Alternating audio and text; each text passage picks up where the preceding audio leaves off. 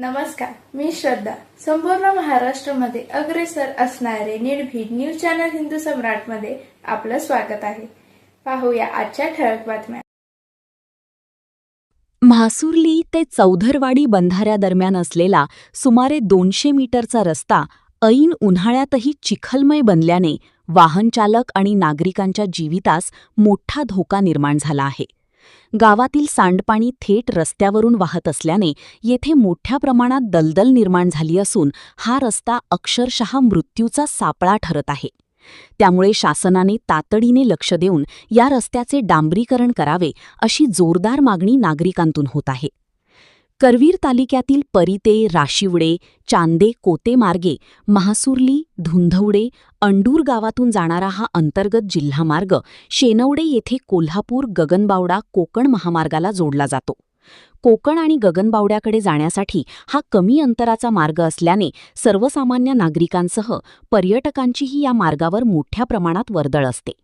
शासनाने या मार्गावरील इतर भागांत कोट्यावधी रुपयांचा निधी खर्च करून रस्त्यांची कामे केली आहेत. मात्र राधानगरी तालुक्यातील म्हासुर्ली बाजारपेठ ते धामणी नदीवरील बंधाऱ्यादरम्यानचा सुमारे 200 मीटरचा रस्ता गेल्या अनेक वर्षांपासून दुर्लक्षितच राहिला आहे. सदर रस्ता सध्या पूर्णपणे माती आणि खडी स्वरूपात असून पावसाळ्यात तर या रस्त्याची अवस्था अत्यंत बिकट होते.